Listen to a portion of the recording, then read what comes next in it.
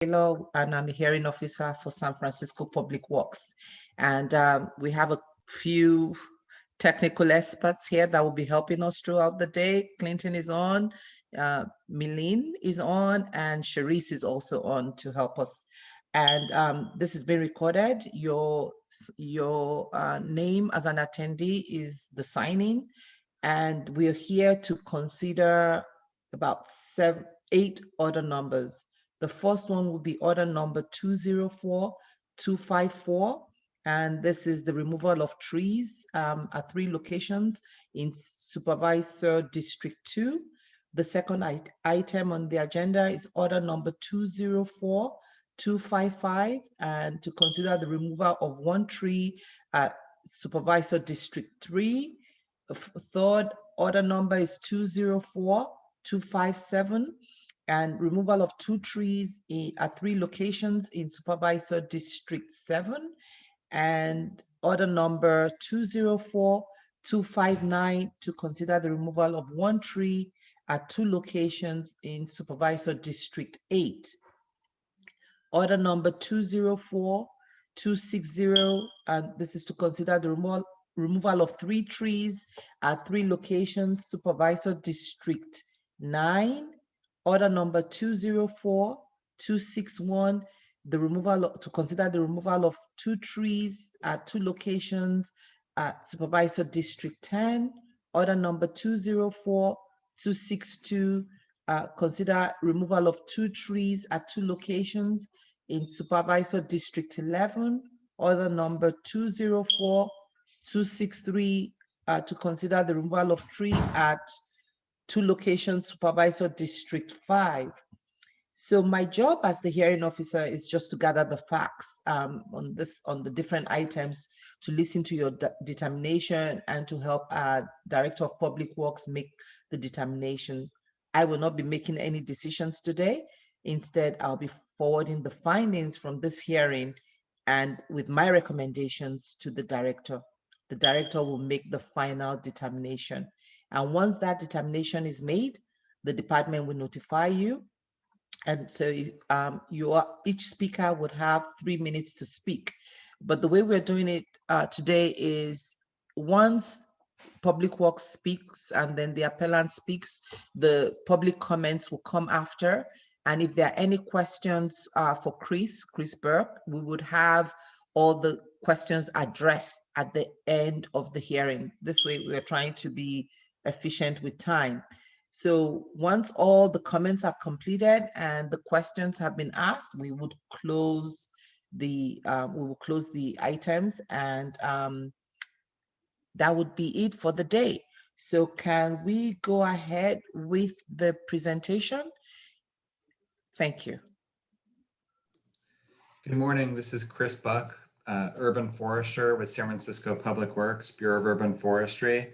And I'm going to share my screen, so that'll just take a moment. And then one thing to clarify is that as a hearing officer, I wanted to clarify, we would call for public comment at the end of each agenda item, not the very end of the hearing. So I just wanted to clarify that for the general public. So let me go from current slide. And thanks, Chris, for the clarification. Thank you. So do you see up here that it says order number 204254? Yes, Chris, looks good. Okay, thank you. Okay. So generally speaking, the Bureau of Urban Forestry tries to protect and retain trees, street trees that are relatively healthy and sustainable. And so throughout this hearing today, you'll hear me say these words: relatively healthy and sustainable, or not relatively healthy and sustainable. We have a high bar for when we actually approve trees for removal. And there are some trees here this morning that will be advocating the removal of, and there'll also be some trees that will be advocating retain. So that's just a general background. Also, many of these cases today, as part of this hearing, are older cases that are in our, so to speak, backlog that was created when we didn't have hearings for 3 months due to COVID, And then it took us a while to schedule additional hearings to catch up. So some of these are older cases, and we're finally catching up. The goal is to get back to having just 1 to 2 hearings a month and not 3 hearings a month. So this first item I'll present on are 2 trees that are proposed for removal adjacent to 3235 Baker Street. In this case, the owner submitted a tree removal permit application, and we reviewed that application. And in March of 2020, our urban forestry inspector certainly recognized that the trees were in decline, but there wasn't enough decline in her mind to warrant removal. And so this is how the trees looked back on her March 5th presentation. They're certainly in decline. She wasn't quite ready to say it's time to remove them. Now, this first image that I started with is taken in September of 2020. So 6 months later, the trees are considerably more advanced in their decline. So in September, she said to the owner, okay, we've monitored the condition is worsening. And at this point in time, we will now initiate the public posting notification to let the public know that we are approving the trees for removal. So again, in March 2020, we weren't so sure. We felt like perhaps we give it a little bit more time. 6 months later, the trees are still, are definitely, the condition has worsened quite a bit and is in further decline. This species is Victorian box, or Pittosporum undulatum. In the last 10 years or so across California, they have been being impacted by drought stress. And so we're seeing decline like this in the species across California. So it's a species that we know quite a bit about. So overall, just to review, the applicant in this case is the property owner. They propose removal of the trees. Because they're in poor condition, we recommend approving the trees for removal. The owner plans to, as required, plant the 2 required replacement trees. And just to note that there is construction within the building, but the removals are not associated with any removal or construction activities associated on the property. So there's no need to change a site, or there's no conflicts with driveways here. In this case, we recommend the 2 trees be approved for replacement with 2 24-inch box olive trees. And during our 30-day public notification period back September to October, we received a protest from the public. So that's when we scheduled for this hearing. And then we have another item on this agenda, also within District 2, and that's 3494 Sacramento Street, where we propose the removal of this 1 ficus tree. The tree has been severely pruned, what we refer to as topped or excessive pruning. That's when an indiscriminate heading cut is made. And the result is that it produces a number of stress response sprouts within the tree. So these latent buds, these epicormic sprouts, are triggered, and they start to form either new branches or new stems that would become potentially the new main trunk of the tree. In this particular case, this structure is really prone to fail. All of these individual stems that you see, these 10 to 15 stems, are weakly attached and prone to fail. Now, the tree itself is relatively small. However, there is decay present throughout the main stem of the tree, extending both down and below soil grade, but also right up below the old topping cut. And so though the tree is very small, the tree really long-term has problems. It's going to be problematic. And at this point in time, we are seeking removal of this tree. Unfortunately, it's without replacement, meaning we can't plant a replacement tree in the same location or in any of the immediate vicinity because their guidelines can't be met. So there's 2 guidelines here that can't be met. One is we need 25 feet of clearance between the tree location and the stop sign to maintain visibility for motorists. The other similar concern is that we need 25 feet of clearance as you approach the intersection, and that's measured from the corner of the property. So where you see the brick corner of the building in the image on the left, it's essentially lined up roughly where the stop sign is. So we measure that back towards the approaching traffic, and that again doesn't meet 25 feet required clearance. And these clearances these are not just things that staff create. These are very specific guidelines that are created through a multi-agency effort that's overseen by the Director of Public Works, and they are updated from time to time. So it's a director's order that regulates the planting and maintenance and placement of street trees. So in this case, our code always requires a replacement tree if those guidelines can be met. So in this case, there's no room to require or to plant a replacement tree, unfortunately, because that would place a replacement tree much too close to the tree nearby. So at this point in time, within District 2, these are the two the two trees proposed, total of 3 trees proposed for removal, 2 adjacent to 3235 Baker, and 1 proposed for removal at 3494 Sacramento Street. And that concludes the staff presentation. In this case, there may be an applicant possibly for 3235 Baker Street. Thank you. Do we have the appellant for that, for order number 204254 on the presentation that Chris has just given? And if you could just raise your hand, I will go ahead and if that property owner or person is here and would like to speak, you can, there we go. I have a hand raised. I believe it is Genevieve from 3235 Baker. Go ahead. You should be able to speak if you just unmute your phone. Is it? Yes, we can hear you. Okay, great. Did you have materials to share your screen?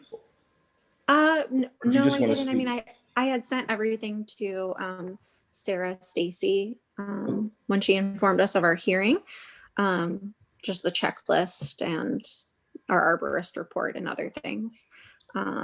But yeah, I just wanted to say that we've lived 4 blocks away from this house while we've been renovating it, and my daughter and I have been Sarah, let's say last March maybe or February, kind of give us a plan to try to rehabilitate our trees, and my daughters and I have been going out there and trying to water them throughout this drought, and it's clear that they've continued to decline. And so we were somewhat surprised that someone challenged this, but I guess that's just the nature of community involvement, and happy to answer any questions that anyone has. But we have the report by a certified arborist that these trees are not doing great. Thank you. Do we have any public comments for this order number? If we have Josh Klim Josh has a public comment. Go ahead, have 3 Josh. minutes. Yeah, thanks. Can you hear me? Yes, go ahead, Josh. You're good. Great, thanks. First of all, I want to thank the homeowner for her conscientiousness and also for teaching her kids to care for the earth. And I also want to say I am not the person that submitted an objection to this item. The only comment I want to make here is that there really is no reason a tree cannot be replaced. This agenda item is presented on a district level basis. So even if you can't replant a tree in this precise location, there are literally hundreds of empty tree basins in every single district in our city. And thanks to the 2017 tree census, we have a map of those basins and even have it drilled down to a district level. We have an urban forest plan that was rolled out in 2014 that said this city was going to add 50,000 trees over 20 years, which would be 2,500 net gain of trees since the time of that plan was rolled out. But instead, we've actually lost closer to 8,000 net. So if we're going to have an urban forest plan that was thoughtful and paid for by tax dollars, we should be following it. And there should be no reason why a tree removed anywhere cannot be replaced somewhere in this city, minimally somewhere within this district. Thank you. Thank you. Do we have any other public comments on this agenda? We have John, 3 minutes. Hi, I just want to clarify that I understand that the item number 1 on Baker Street, that the property owner is going to replace the 2 trees. And Chris was saying that there were going to be 24-inch blocks for olive trees. So I guess I'm proving that, you know, I would agree to those 2 trees being replaced. But then the issue is the one at 3494 Sacramento Street, which is a ficus tree. Even though you're meeting the guidelines of 2 issues with the stop sign and the sidewalk adjacent to the tree, I have a question of why that cannot be replaced somewhere either on Sacramento or immediate area, because you are taking out a mature tree, a ficus tree, and even though it was topped and it's not looking good, I still think that somewhere within the immediate area of the current location of the current tree, before you take it out, it should be, a site should be found for a replacement tree before you take it out and be part of the order before you remove the tree at 3494 Sacramento Street. Thank you very much for your time. Bye. Thank you. Do we have any other public comments on this agenda item? Order number 204254. In the absence of any other public comments, we would move to the next agenda item, which is order number 204255. Go ahead, Chris. Thank you. Good morning. I was going to say good evening. Good morning, Chris Buck again with Bureau of Urban Forestry. I'm going to share my screen again. I'll just take a second to pull that back up. And let's get down to the correct. Here we go, from current slide. And you're screen sharing, yes.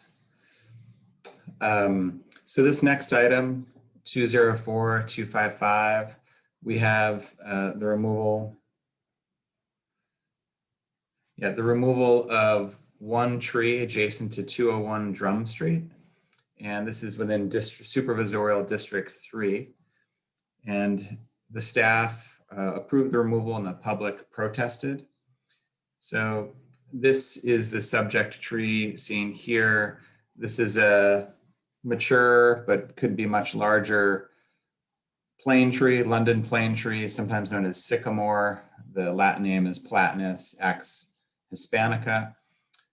So the tree issue was brought to our attention by the MTA, who oversees this block. There's a lot of different agencies that line up buses to coordinate various activities with the buses, whether they be for the MTA or other transit authorities, or even for potentially tourist buses. So it's a block that's really dedicated to very tall autos, meaning buses. And the issue here is that we have a tree that became established with this sort of permanent lean directly over the roadway.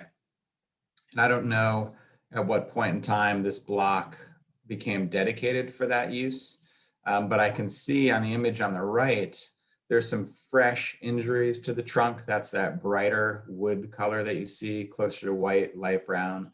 But if you look up and down the trunk of this tree, an image on the right, you can see there's clearly a history of pretty heavy duty strikes to the trunk of the tree.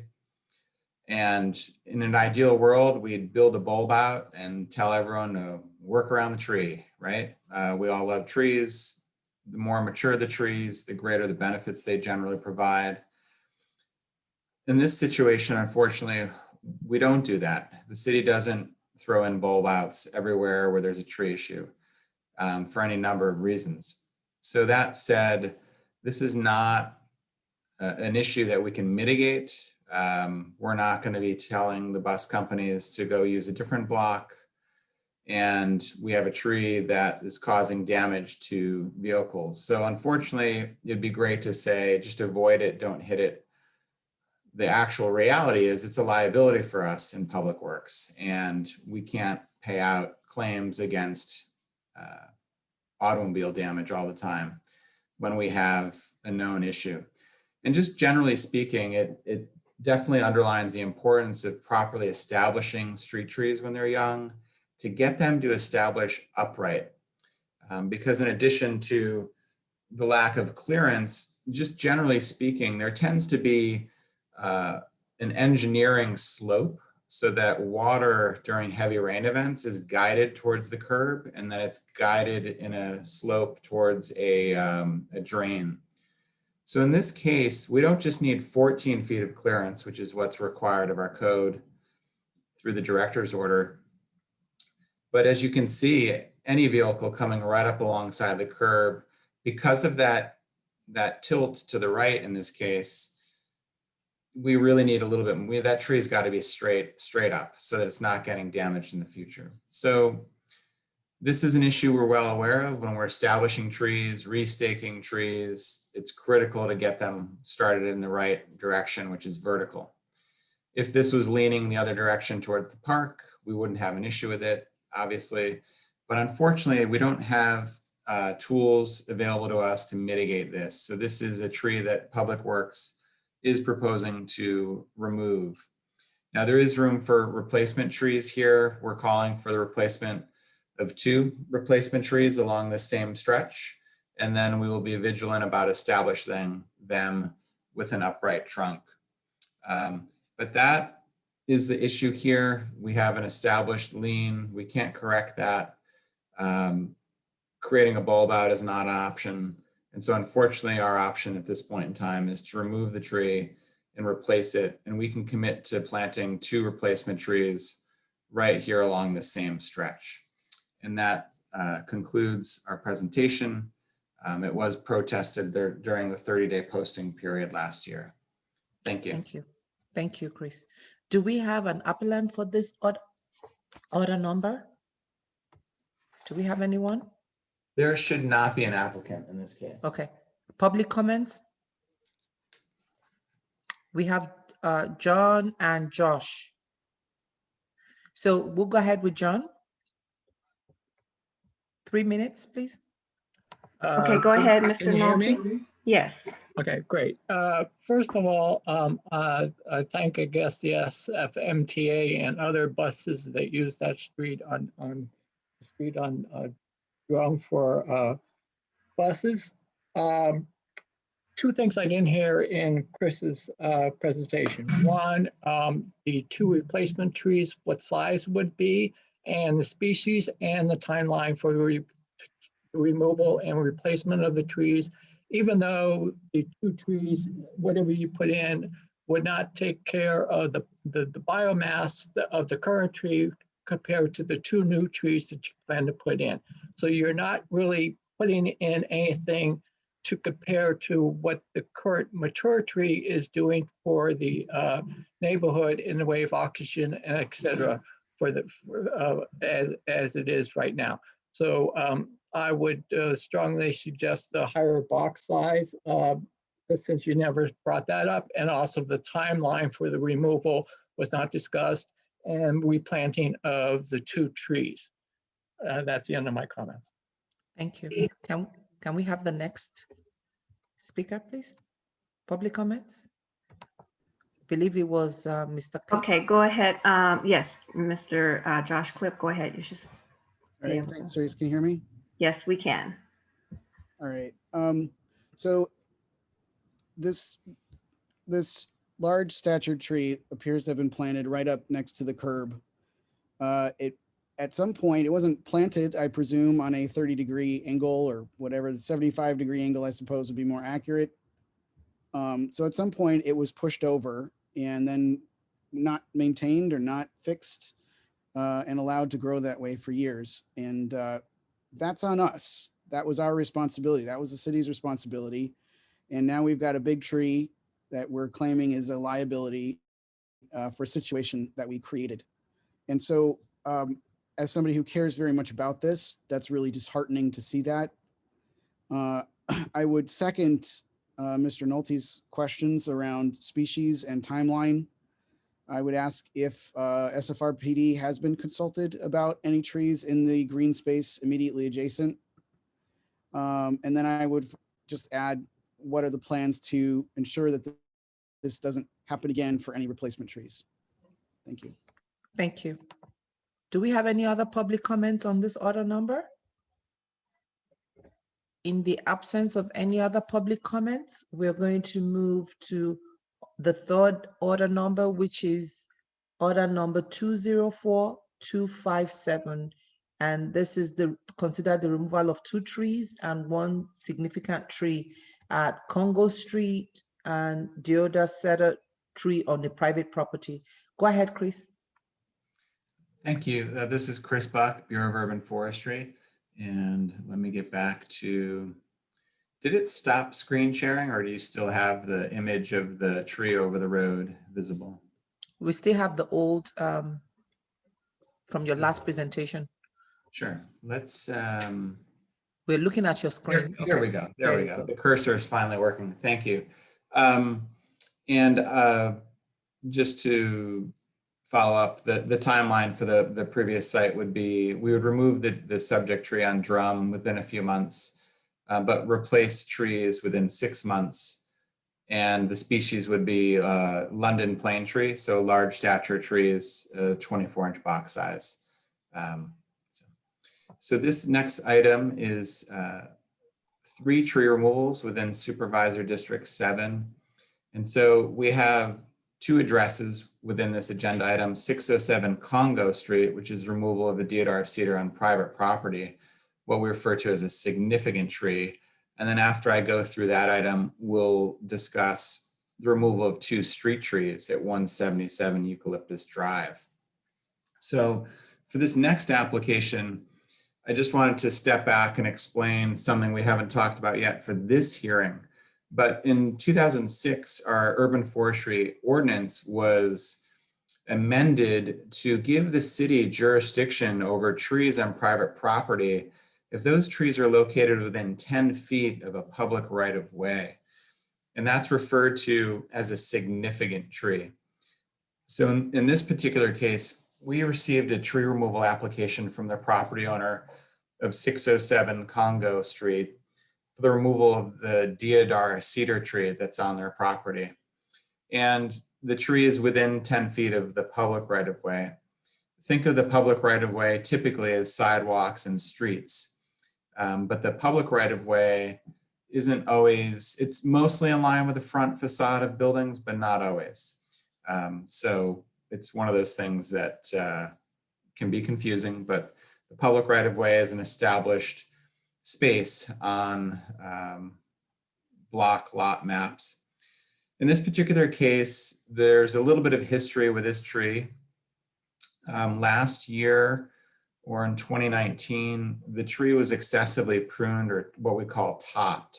So last year, we issued a fine to the adjacent property owner for excessively pruning that tree. Excessively pruning a tree is very damaging to a tree long-term because it's the kind of indiscriminate cutting of branches and stems between internodes or in branching locations that are not recommended. There are very specific pruning guidelines, and the 2 primary pruning guidelines are the ANSI standards for tree pruning and also the International Society of Arboriculture Best Management Practices. And so our code requires that trees be pruned in accordance with both of those guidelines and best management practices. And our code even goes on to say whichever is the most protective of the tree.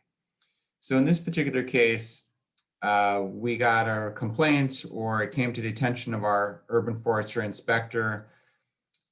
She evaluated the tree, saw the tree had been excessively pruned, and issued the fine. And we did issue the fine. That was $2,122 last year. We had an administrative hearing, and at this point in time, the fine has been resolved. One of the recommendations, the key recommendation, is part of the final resolution to this was that the property owner hire an arborist to monitor and structurally prune the tree, because one of the downsides of this sort of excessive pruning is that the result, the flush of what the public can kind of think of as this sort of healthy flush of new foliage, a lot of that is very weakly attached. And so if someone was concerned about branch or stem failures before a tree was topped, topping a tree only worsens that problem. The challenge here for us is that we're kind of in a respectful disagreement with the applicant, in that San Francisco is pretty high bar for when we actually think it's a good idea to remove a tree. As you can see already, we've approved several trees in this hearing, but this is a tree that we believe the property owner can still reasonably maintain with the guidance of a professional, with a certified arborist. So I'm just going through some additional images of the tree. You can see some of those stub cuts. It's difficult to see from this image, but in this image on the far left, you can see the tree as we found it in June of 2019, where all of those branches at the very top were cut rather indiscriminately, not based on tree health. And as you can see, the tree is slowly putting out new foliage. When a tree is cut this way, it's a real stress response, because branches and branch tips store energy. So both in addition to the root system of a tree stores energy, so that if there's a traumatic injury to the tree, it actually has stored energy so that it can actually produce new leaves, because the tree needs to photosynthesize. So this tree is actually a conifer, a cone-bearing tree that's evergreen and should be green and lustrous and vigorous year-round. Now, one of the current concerns that we've observed, and so too as the applicant and our arborist, is that some of the center of this tree appears to be dead or not resprouting. I think we still need to give that a little bit of time. So at this moment, we still believe that this tree is, even though it's been topped and that was very damaging and we issued a fine for that, we do believe the tree can still be reasonably maintained in its current location. Our inspector did a pretty typical evaluation of the tree, sounding it with a mallet just to see if there's any decay or any other considerations that we should be reviewing to allow the tree for removal. But it's located in this sort of side yard area where there is plenty of room for it to grow. There is a wood fence that the tree is getting very close to, but a wood fence can easily be changed and altered to accommodate the tree. There is an arborist report that they may present that shows there's a walkway that has some damage. The walkway could easily be repaired and replaced like a sidewalk would be. So we believe that even though the structure of the tree has been severely impacted by the topping, as we recommended in the administrative hearing, the recommendation at this point is to have the property owner have new growth monitored and pruned by a qualified arborist, and that will help reduce the likelihood of large stem failures. There are multiple stems within this tree, and multiple stems can be problematic in that they can fail. However, because of the topping, the weight of this canopy has been really largely reduced, and it was really mitigated all potential failure or most potential failure. So we just don't see any safety concerns here. Our recommendation really is to monitor and prune this tree over the next 5 years and see how it's going. It's not going to produce large branches that are going to be prone to failing anytime soon. And we believe the tree can still be maintained and remain an asset to San Francisco. One thing I wanted to just point out, in preparation for the hearing, we wanted to show an aerial of the site just to give a feel for where the tree is located on the property. The white line separating the public right-of-way with private property. Technically, the tree itself is on a separate parcel of property. We were under the assumption that 607 was like a double wide lot. So we have the application states 607 Congo Street because that's the address that's visible to the public. But technically speaking, this is an application for removal at 603 Congo Street. It happens to be owned by the same property owner. So we have switched within our database this address to 603 Congo Street, but it still makes sense to refer to it in the public as 607 because that's what you can see from the public right of way. So again, in this case, we're recommending that the application for removal be denied, that the owner's application for removal be denied. Okay. And then Thank you. on the next Oh, case, yeah, so the next case, and sorry that took a little longer, but it's certainly an important issue. We wanted to make sure we gave that tree and the applicant plenty of time to go over their concerns. This next one is much quicker to go through. This is 177 Eucalyptus Drive. These are two Blackwood acacia trees, or Acacia melanoxylon, that Public Works has recommended for removal.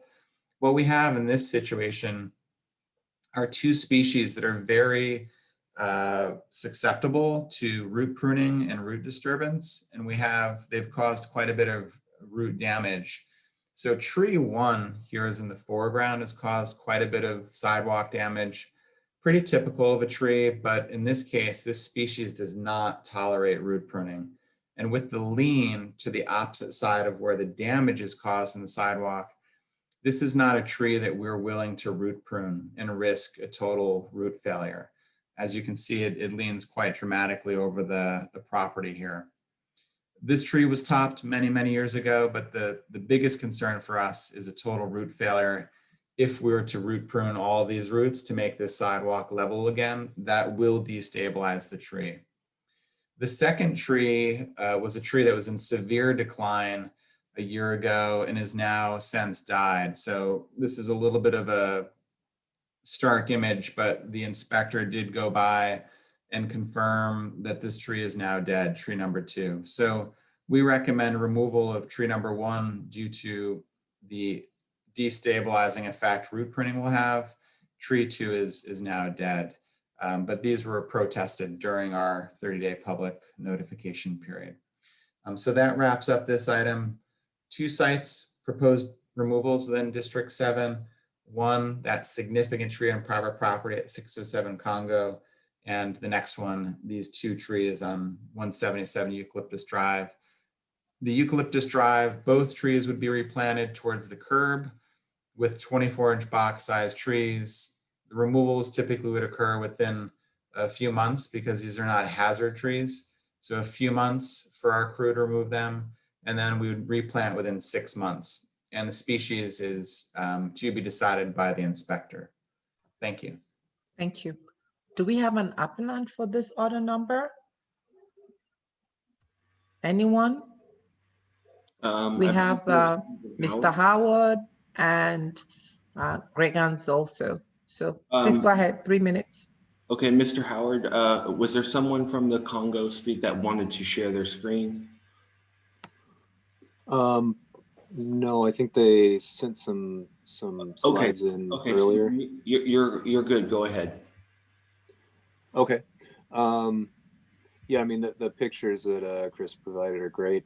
I think the sense is that the tree was pruned. I've got it in my notes that it's believed it was pruned in May of 2018 by a previous owner who's since passed away, and there's no record of who did the pruning. So unfortunate as that pruning is, I've been kind of keeping an eye on the tree since then. I haven't done any work on it yet because we've been trying to navigate this this process.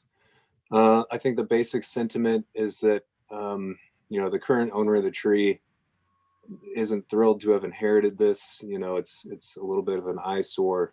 It's definitely not the best looking tree. And just the long-term maintenance responsibility that's going to be tied to it, to have very frequent pruning and inspection to make sure that the tree is still safe and it's being trained the right way seems like a little bit of a burden to them. Like we said, when we've got, all the multiple trunks, which there's very many, each one of those unions of those trunks, is a potential point of failure. So when you have all those topping cuts with all that decay, you know, spreading downward, you know, through those columns, eventually, you know, the structure around the middle of the base of the tree is going to be weakened where all those vertical stems meet up. So that's basically, I think how the current owner feels about the tree. Okay, and Jim, okay, thank you. I let Stephen go before Kevin. Kevin was the person with the presentation.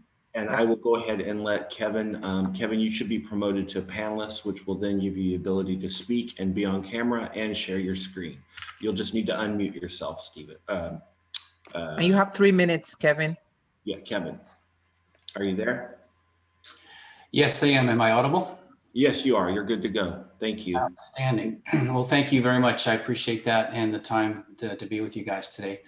I'm representing Renee Yates. I'm going to put it in presentation mode, and please again let me know if this is visible. Yes, your screen sharing is good. We can see and hear you. Perfect. So as you can see, you know, 603 is the actual, you know, big, you know, a lot that Renee owns, as well as 607 Congo, and it is a fully developable lot. Sorry for that. So let's say next month she decides to build a garage on her property or adjacent property, we'd have to go through all this again. But beside that point, I'd just like to go and make this statement. The only thing significant about this tree is the fact that it has very, very poor structural form, and it is aesthetically quite unattractive. If you look at the current status, it's a candelabra form, as the arborist Stephen Hauer had called out. He also mentioned that the large tributary trunks can break off during the wind. So what has to happen is this tree needs aggressive pruning, which is going to cost quite a bit of money. But beside that point, the crown cleaning will require major deadwood removal. And after the cleaning, the tree will be more compromised structurally, and the shape will be further negatively impacted. The tree then itself will not be very sustainable over time, and it will even look worse. I too had some pictures to share with you guys. So as you saw from Urban Public Works, the pictures taken. The topping was done prior to Renee's ownership of the property. Her mother did that back in circa 2018. Here's a couple other views of the tree itself. The roots are damaging the pathway. Okay, some repair work had already been done, and there's new damage happening. And Chris, yes, you're right. It's easily replaced as long as you have the money to replace it.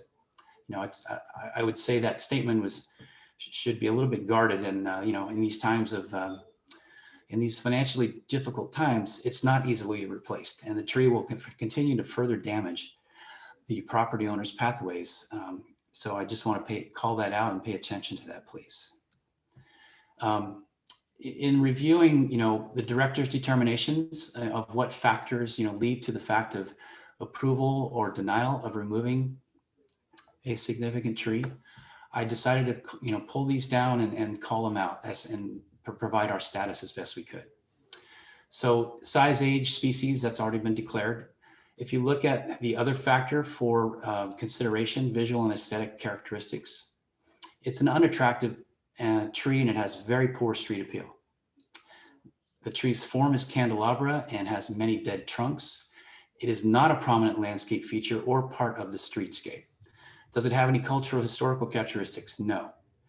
Ecological characteristics, as you can see here, it's not important to wildlife. It's not part of a group of independent trees.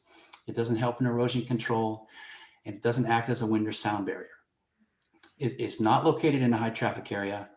There is not, as you saw from the first picture, the block itself does not have many trees because most homes are built all the way out to the sidewalk. 30 seconds. If you look at the neighborhood, you know, Glen Canyon Park, Melrose Detroit Botanical Gardens, Dorothy Erskine Park are all within 1,000 feet of this residence. So people need some urban sanctuary. Very close parks can provide that. And it also provides a lot of shade over the house throughout the entire afternoon, which in San Francisco, and I am a native, it's not a benefit really when you think about it. And then lastly, per the arborist judgment, this ultimately will constitute a hazardous tree, and it is not sustainable in the near or midterm. Thank you, Mr. Greggins. That's your time. Thank you. Do we have any public comments on this order number? We have Mr. Cleet.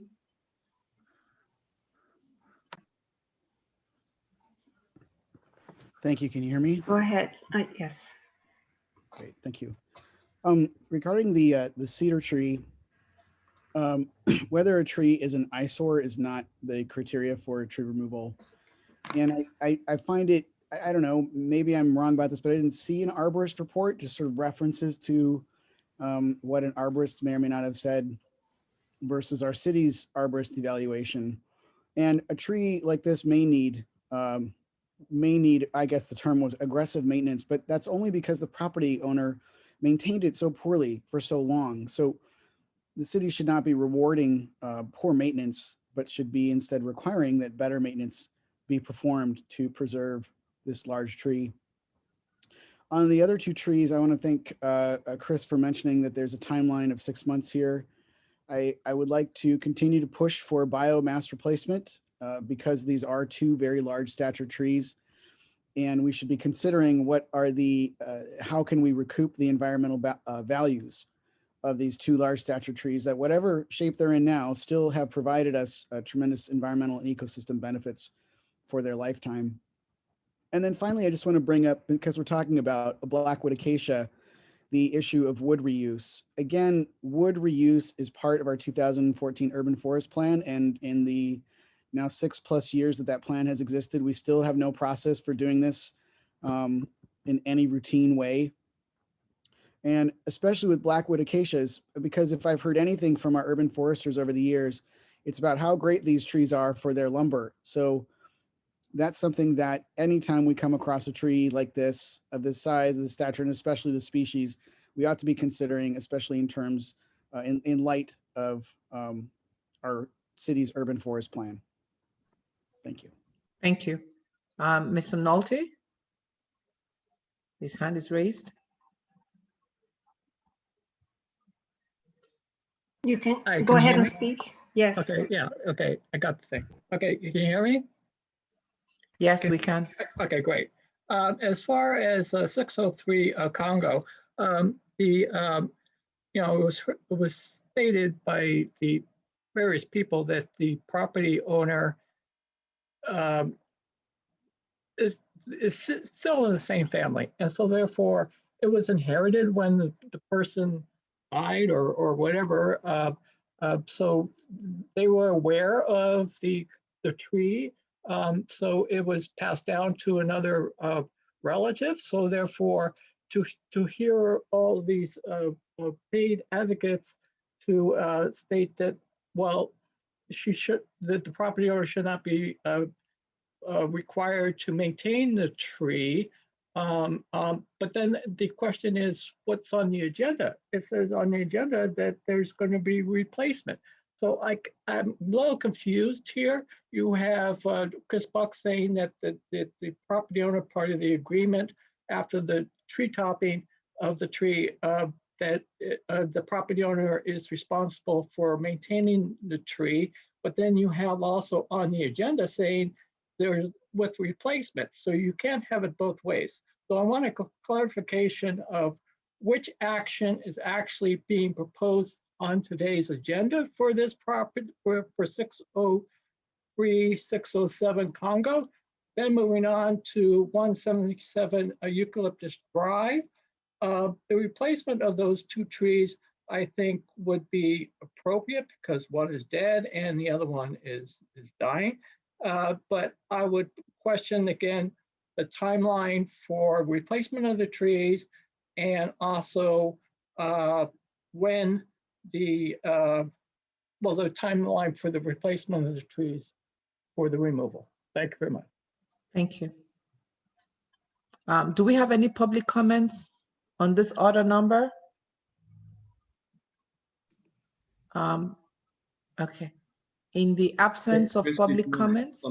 Chris, did you want to add? Yeah, go ahead, Chris. Oh, thank you. This is Chris Buck with Public Works, and I just wanted to clarify, it's a good point, just to clarify, because there's a lot of information shared at 603, 607 Congo Street.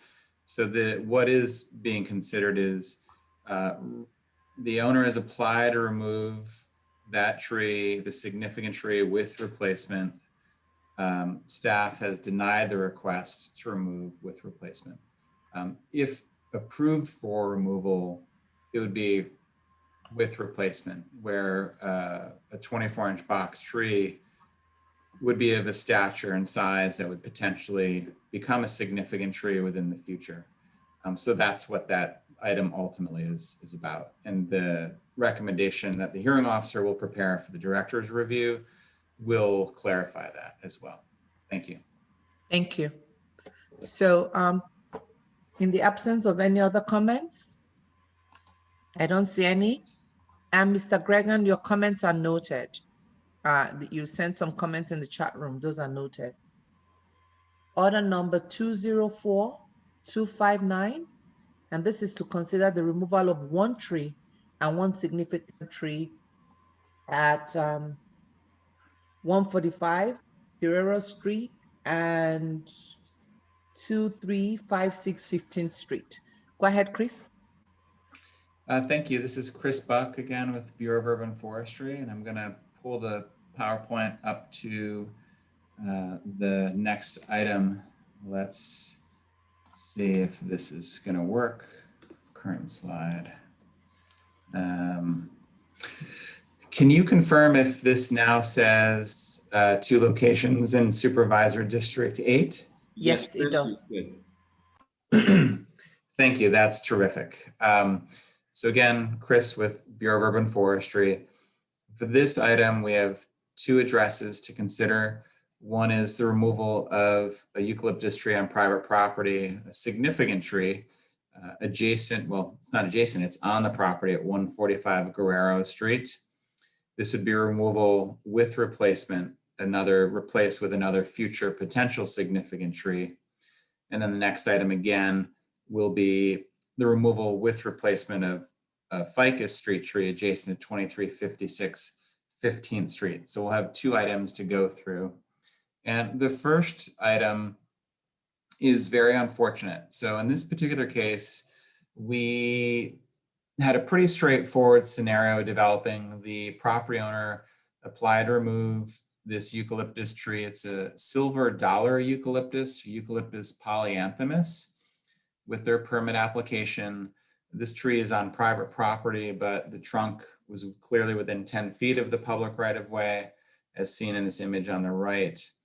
And so this is an application different from Congo Street. This is an application where we reviewed the condition of the tree and found that we agreed with the applicant that the codominant stems of this tree, and the image on the left, if you can see how the lower trunk is 1 diameter, and as this trunk divides into 2 additional stems, the width of all those stems is far wider than the stem below it.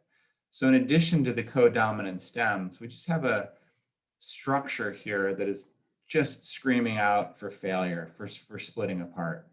And the narrowness between the 2 stems makes that even more of an issue. So these are 2 codominant stems with included bark. So at the staff level, we had approved this tree for removal, and it was protested during the 30-day public notification period.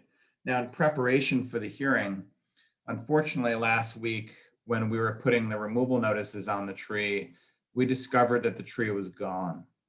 Now, our first assumption was always of positive intent. So the first thing we did was check our records to see if our tree crew had responded to any emergency removals on this block. We didn't find any. So we had our urban forestry inspector, Stephen Keller, reach out to the applicant to ask them what they knew about the tree status. And so in the last week, what we've learned is that the contractor hired by the property owner, the name of that contractor is Davey Tree. They removed the tree without a permit.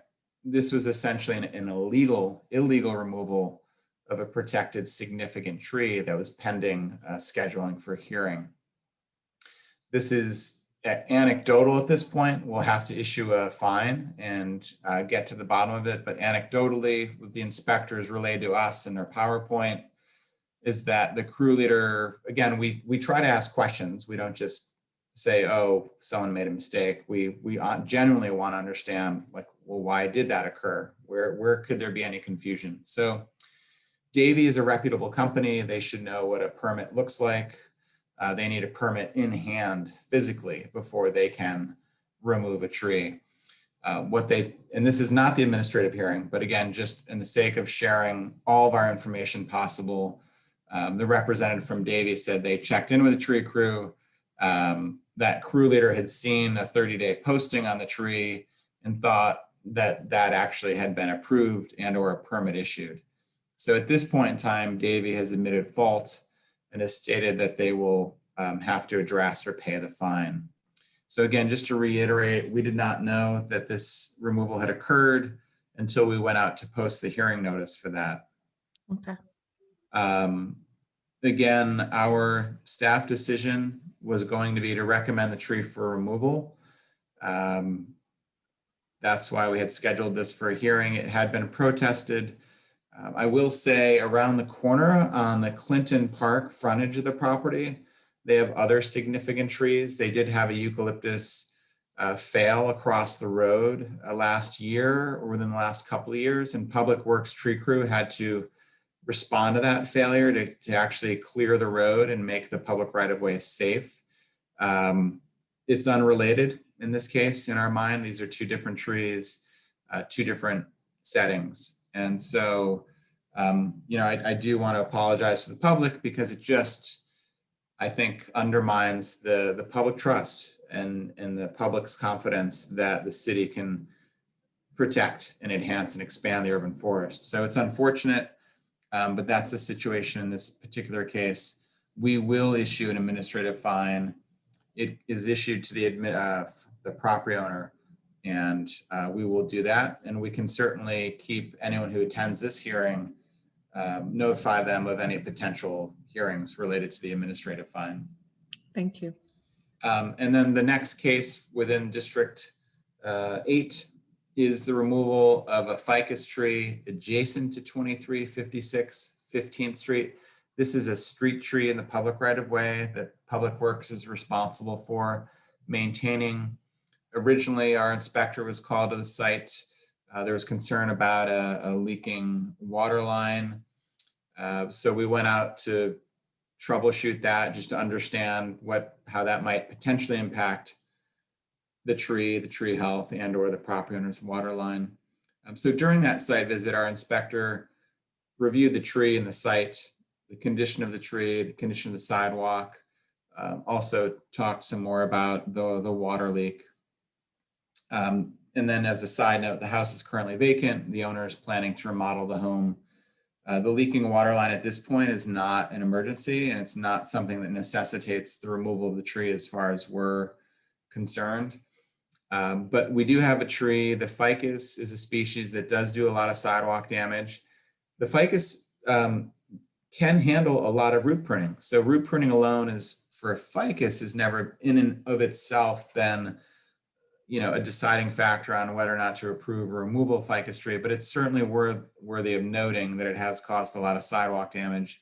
Repairing the sidewalk is expensive, but we have funding to repair sidewalks. So that's, again, not typically a reason that we would remove a tree when the species can handle the sidewalk, the root pruning. However, the overall structure of the tree here is very poor.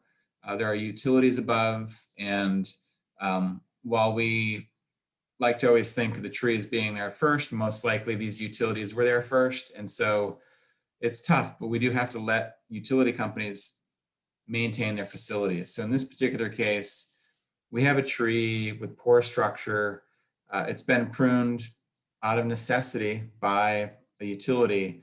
There are times when we will say that pruning by utility can be excessive or damaging. In this particular case, this is just work that's required to maintain utilities. But the combination of poor structure and sidewalk damage makes this a tree that we actually are recommending for removal. We have spoken extensively with the property owner, and they are fully committed and enthusiastic about watering the replacement tree that we plant. So in this case, we would remove the tree within a few months of approval, if that's the decision, and we'd replace it with another large stature species, not a ficus, and it would be typically a 15-gallon in this case, or 24-inch box that the owner would commit to watering for years. Public Works would then again assume responsibility for future maintenance of the tree. So again, ficus tree with some pretty serious issues. And so we're recommending removal with replacement at this location on 15th Street. And that concludes the 2 items for District 8. Thank you. Do we have an appellant that wants to speak on this? Mr. Clayton? Do you have a presentation? Go ahead, Mr. Clayton, you can speak. Can you hear me now? Yes, we can. Okay, great. Yes, I live right next door to the building that's being affected by the tree. I love the tree, but as you can see in the first photograph, the homeowner has created a wooden structure that he placed in the front to avoid people tripping on the concrete. As you can see from the photos, the sidewalk is in pretty bad shape, and a lot of time with that structure and the broken sidewalk, people are rerouting themselves to get by walking in the street, and I don't know that that's a sustainable solution. I love the idea. I love the tree, and I've also been, I have seen where some of the utility companies need to get up into the tree, and I don't know, about 7-8 months ago, a piece of the block that on 15th Street here, we lost our internet connectivity, and there is a junction box up inside that tree. And it took quite an extended effort to get through there. And to your point about cutting back, they may have had to do that in order to reestablish internet connectivity. But nonetheless, I think that with a replacement tree, I think you've hit upon an elegant solution. Yeah, I've tripped over that concrete a number of times myself. Thank you very much for your presentations. Thank you. We have Mr. Tremblay. Can you go ahead, sir? Go ahead, Mr. Tremblay. 3 minutes. You need to unmute yourself. Yes, hello, Thomas Tremblay here. I'm actually logged in for Mr. Mangold, who's the owner of the property. Oh. Can Which you property? Yes. Which property on 15th Street? Okay, thank you. Yeah, my name is John Mangold. I'm the owner of that property. This tree has been a problem for some time, obviously. It's caused the sidewalk to be undulated. It's entangled with the tree above. And also I have no water supply to the building because the tree has bifurcated the root structure so that we had to turn the water supply off because there was excessive leaking. I'm just hoping that we can get this thing resolved, fix the sidewalk, plant another tree, and move on to make the appearance of the building for the neighborhood much better. Thank you. Thank you, sir. Do we have any public comments on this order number? Actually, Thomas Tremblay here. If I could use my 3 minutes on top of Mr. Mangold. I just want to point out too is that Mr. Mangold has incurred quite a bit of expense because of this tree. In the past, he's had to repair the sewage line as well as the water line. So even if we were to not remove the tree, I mean, he would incur additional costs in the future, probably with recurrence of the problems with the roots invasion of those systems. Thank you, sir. Comments noted. We have Mr. Kleep for public comments. 3 minutes. Thanks. Can you hear me? Yes. Thank you. So first to the tree on Guerrero Street, that's pretty astonishing, I have to say. And I agree with Chris that it doesn't matter. You know, if every tree within 10 blocks of this tree failed, that's kind of unrelated to what happened with this particular tree on Guerrero. It is very perplexing how a company that gets so much work from the city and has done so much work around San Francisco removed a street tree without a permit. because it's not just, as Chris knows, as the city knows, it's not just about, you know, whatever 4-person happens to be on site that day. This is an entire engagement process. And Davey should know better than to agree to remove a tree without having seen a permit from the city allowing them to do that. They know better. And so what I would request on that is that Davey do more than just pay the fine, or whoever's going to pay the fine. That should absolutely never be reduced, but also put something in writing that they're going to promise to ensure that they've got a permit in hand before engaging in any work that would involve tree removal covered by Public Works Code Article 16. Regarding the tree on 15th, it looks to me that there are similar trees up and down the block that are in similar condition and in front of homes that presumably also have sidewalks and water lines. So it's unclear why this particular tree is more problematic than any of those others, or maybe those others are also as problematic. And so are all of those going as well? I'm curious about the watering. The house is vacant, so how that's going to happen if the owner isn't there, because as a volunteer planting leader with Friends of the Urban Forest, I've planted a lot of trees in front of homes that were being renovated, and a lot of them died because they were not cared for. Then the last question is more of a logistical procedural question, that because this is one agenda item with 2 trees, if there is an appeal filed on this, how is that going to be done? Is that going to then involve necessarily both trees? Is that going to be split up into 2? Because typically it's one tree at a time, but we're doing this district by district. So it's just a procedural question. Thanks. Thank you. Do we have any other public comments, or Chris, do you want to address that quickly and then we move to the next one?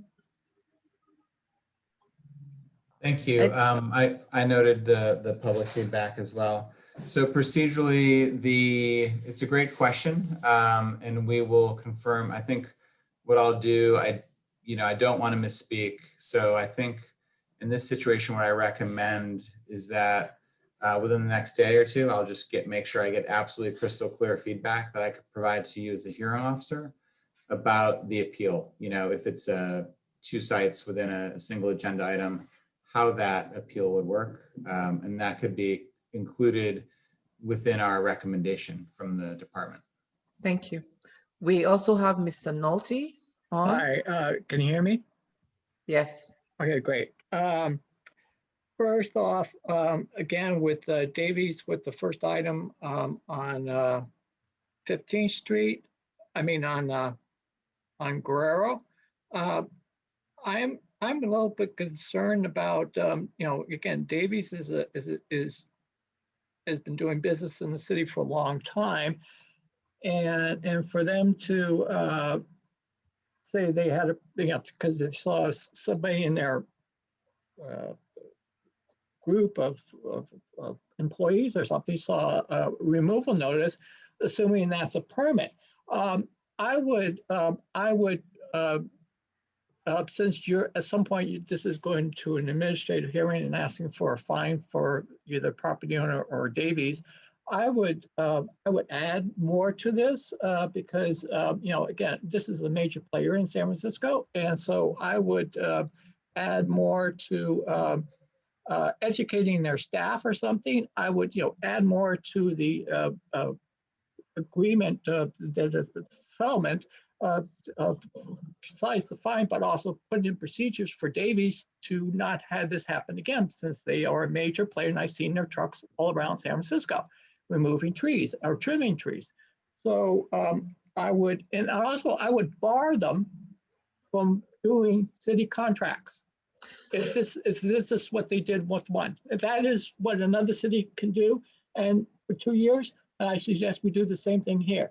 So this is an additional thing we could add on to the appeal process for the problem.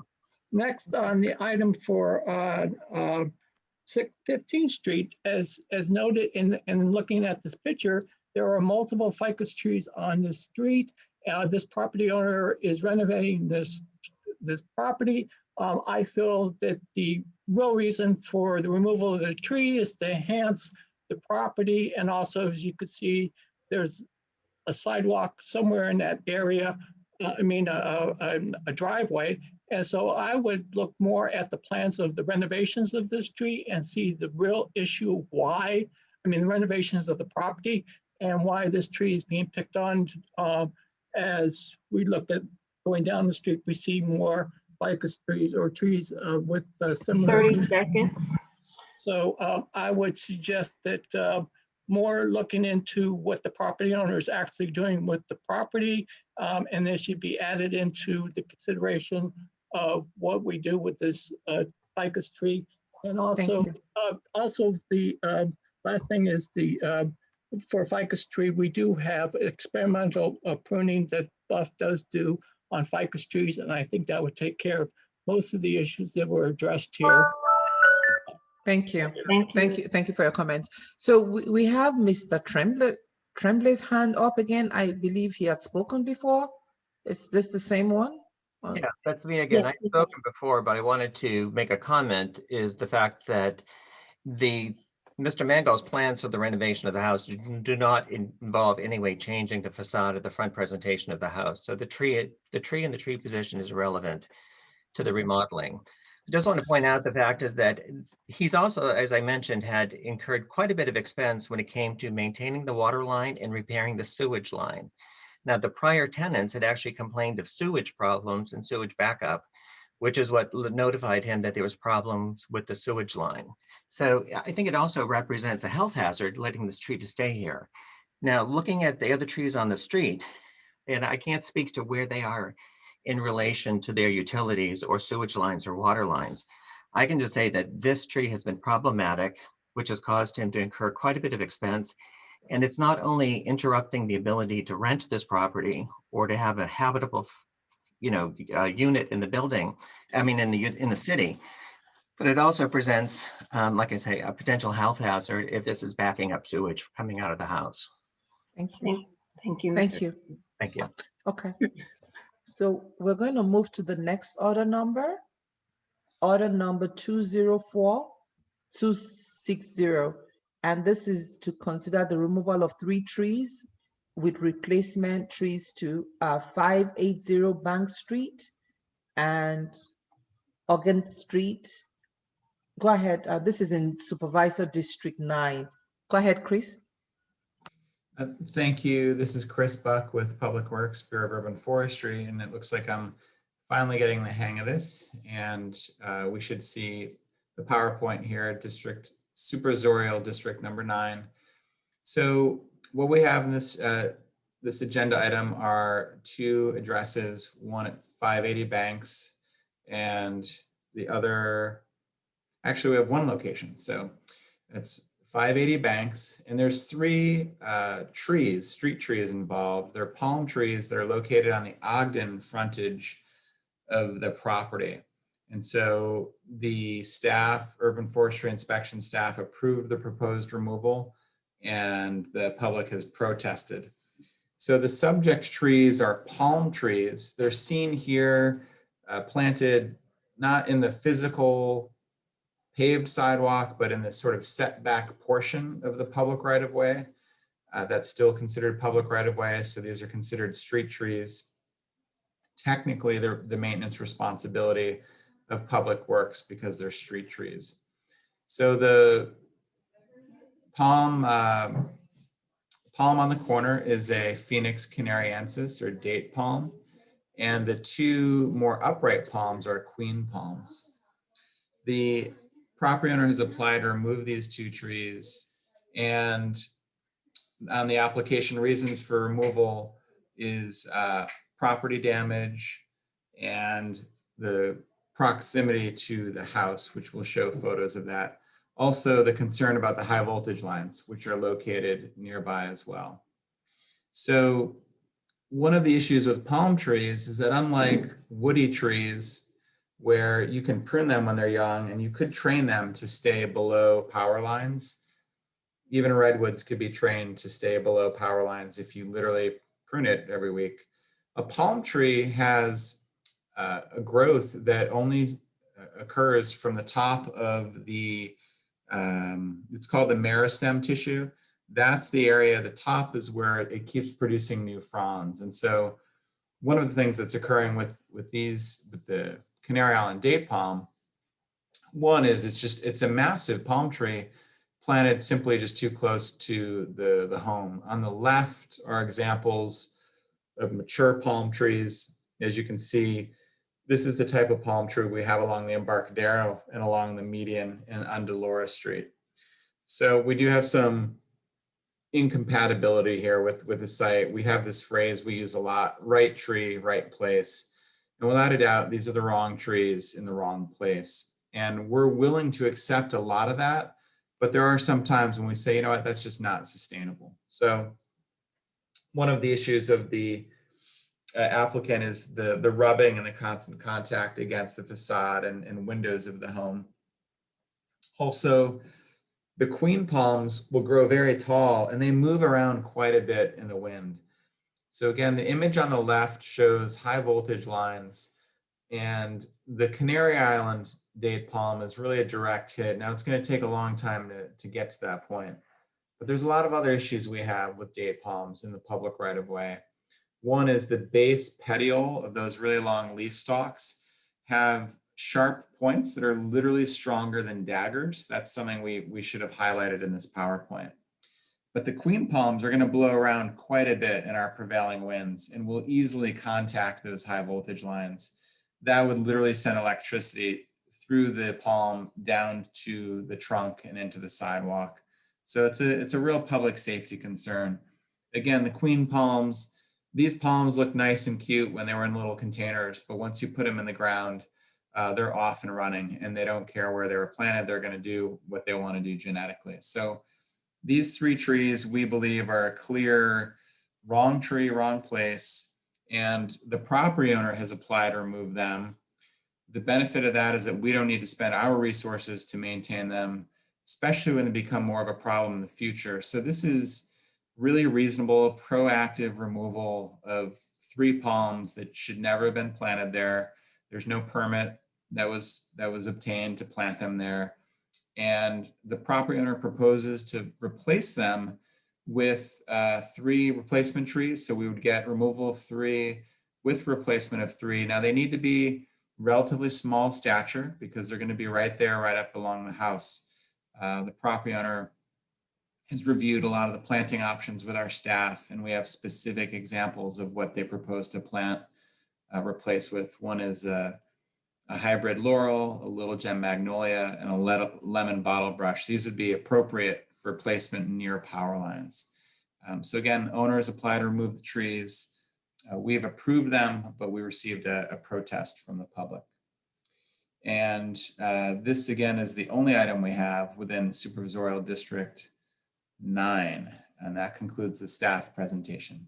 Thank you.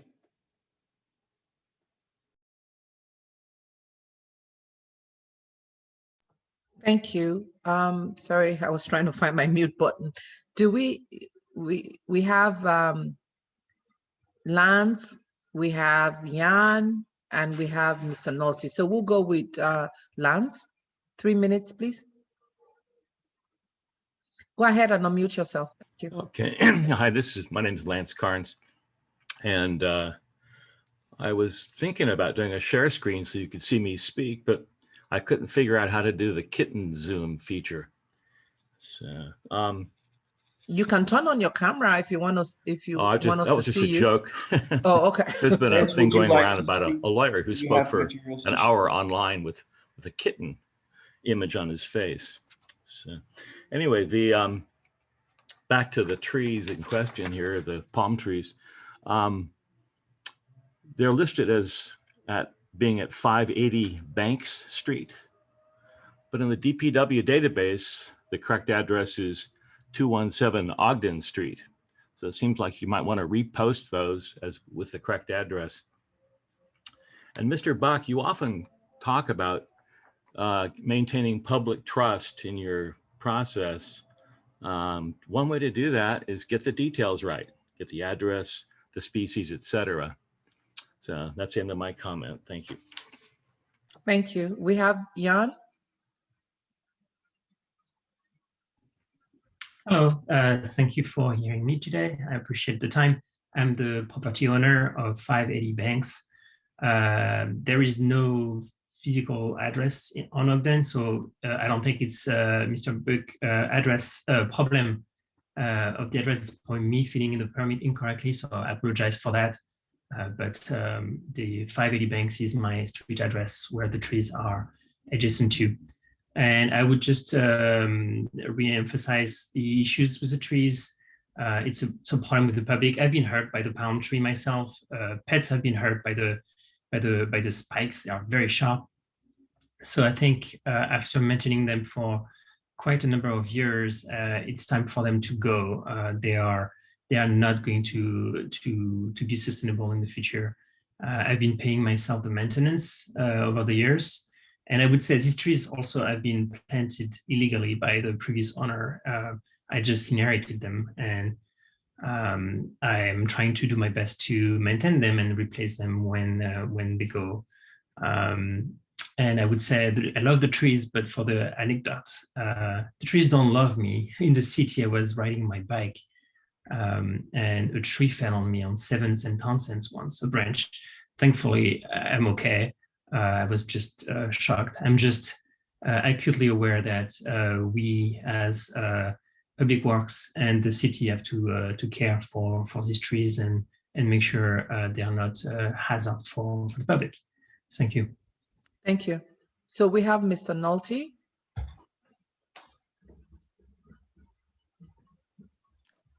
Good morning. Can you hear me? Yes. Great. The palm trees really do not give anything to the environment, so I would agree to the removal. But also, the property owner, when he bought the property, just admitted that the trees were there when he bought the property. So he should have looked into what he was buying when he bought the property. Next issue is that you list 3 trees for replacement of the palm trees, and I would nothing has been stated about the size of the trees, of the 3 trees that for replacement of the palm trees. So what size would be replaced? What is the timeline for the replacement of these trees? And what box size would these trees be? And also lastly, because I believe only the corner tree would affect the possibly the utility that is there on the corner. That would be my only issue, would be the one that's planted there. Make sure that it stays under the utility line as seen in this picture. Thank you very much. Thank you. Chris, do you want to quickly answer that before we move to the next? Thank you. Public Works, yeah, just confirming. So typically the replacement size is 20.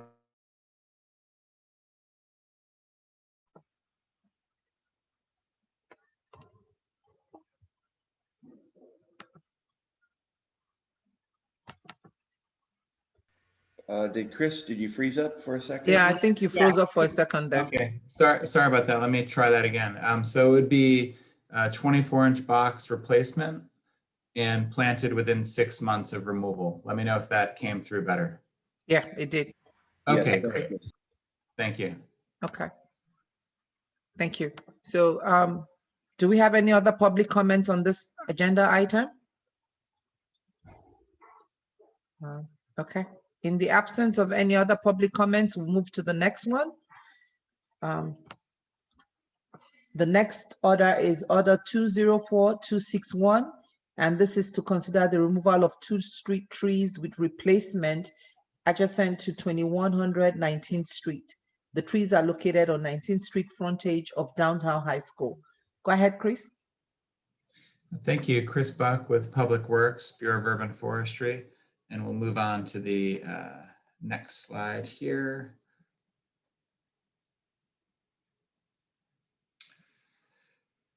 So for this item, these tree locations are within District 10. So we have 2 trees proposed for removal with replacement adjacent to 2100 19th Street. As you stated, it's the Downtown High School 19th Street frontage. And so we just have this one site within District 10 to review. Here's images of both trees. The tree on the right is a privet tree. It's a broadleaf evergreen tree that should look really healthy and green and lustrous year round.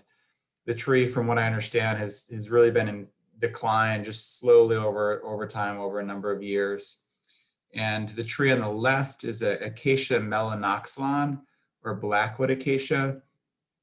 And this is a fast growing species under the power lines. So we've had PG&E pruning it every year or two to keep the top of the tree from getting the power lines. But the issue with the acacia is the poor structure and the decay that's in the main stems, which we will show in greater detail. Now, actually, one of my first weeks on the job 15 years ago, I ran into the property owner across the street when we were out root pruning a ficus tree to the left out of the image here. And he came out to make sure that we were going to be protecting the ficus tree. And again, literally the first week of my job, I ran into him again last week when we were putting removal notices on the trees. So he may call in, but the reason I bring that up is he's actually offered to water the replacement trees here across the street. And that's really great because we're really fighting hard to get more funding for watering and planting resources. So in this particular case, Public Works would remove the trees, remove the stumps, plant the replacement trees, and the owner across the street is committed to watering these trees and to get them established for 3 years. The replacement species would be ginkgo biloba, ginkgo trees. And though they are tall, large stature trees, the wind here is going to keep them at a relatively abnormally low height, and they can be trained and pruned to be appropriate underneath power lines. Not in every setting, but we're willing to do that. We have ginkgos planted on this part of the block as well. But I do want to get more into the details on the condition of the trees. Again, the tree on the right is the privet tree. It's just been slowly declining, but now has more than half the canopy dead, and it's time to remove and replace this tree. The tree on the left, the second tree we're talking about, is a Acacia melanoxylon. You can see it's a little bit of an awkward structure here because PG&E has been required to prune the top. And so there's very little canopy here to have. And we also have this large wound located where the two stems connect. And so we have this large injury with decay present underneath that union. And that's just a part of the tree that's prone to fail and probably has not failed at this point simply because PG&E is required by law to keep the canopy from contacting the power lines. So if we didn't have those power lines, this tree would have probably already failed by now. So we have a tree that we've been monitoring, but it's time for us to remove this tree. It's too much of a potential failure concern at this point in time. These trees were posted with 30-day notices and the public protested.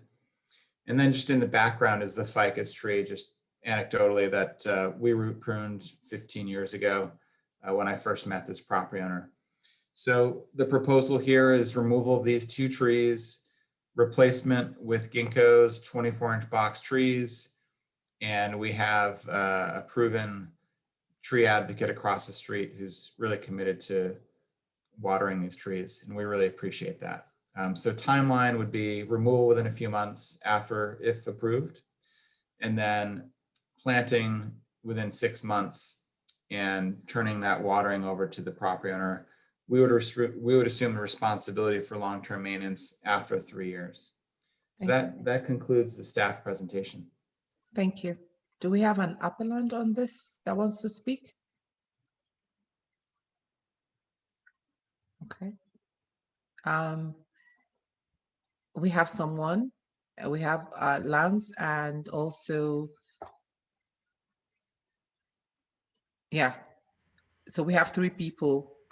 Yes, if the person with ROUNSCIVAL is your handle, go ahead and speak. Yeah, that would be me. I'm Ron Harrison. I'm the property owner across the street from this. I've lived at this property for 35 years. Around my property in 1986, we planted 7 ginkgos, and one significant feature of Potrero Hill is the preponderance of serpentine, and the trees that I planted 34 years ago across the street from these are probably a third to half the size of a tree of a ginkgo that would be grown in normal San Francisco sandy soil. Basically, when these trees were originally put in, we discovered the serpentine soil, and so they basically are all potted plants. Now, over the years, we watered them for 4 or 5 years. About 10 years ago, just up the street to the east of these 2 trees, there were 3 empty openings. And at that point, we planted 3 more ginkgos, somewhat to blend in with the ones that we've done. And for 5 years, I watered those, hand watered those, lugging 5-gallon jugs of water for each of these 3 trees. And they are now standing on their own. And after 10 years, each of these is only maybe 8 feet tall. So the difficulties with the soil is actually a benefit here, because it's going to prevent these ginkgos from getting too tall, as the other trees have been noted. So I'm more than willing. In fact, on my side of the street, there are 3 fig trees that at a certain point, the owner of that property told me, a man in his mid 80s now, that those trees froze back to the ground, and he was he had been trimming them as shrubs. And because they'd gone crazy wild, basically, about 6 years ago, I took over the pruning of those trees. And now even though they're probably the same species as the ficus seen on the screen, we keep them trimmed low in a satisfactory fashion. And so, the street itself. 30 seconds. The street itself will be enhanced by the replacement of these 2 trees. Thank you very much. Thank you. Do we also have Mr. Keynes on that wants to speak? 3 minutes, please. Can you go ahead and unmute yourself? Yeah. Hello. My name is Lance Carnes, and I just wanted to hats off to the property owner who likes to plant trees and keep them in good shape. There's actually, when I used to hike on Mount Tam, there's a type of tree that does pretty well in serpentine. It's called the Sargent cypress. I don't know if it would survive well in the city, but the serpentine doesn't seem to bother them. So the comment I had for Buff today is that in your official database, tree number 5 is Melaleuca, not acacia. Again, public trust, I think details are important. I think we should get this straightened out. If the database is wrong, fix it. And that's the end of my comments. Thank you. Thank you. Mr. Kleeb?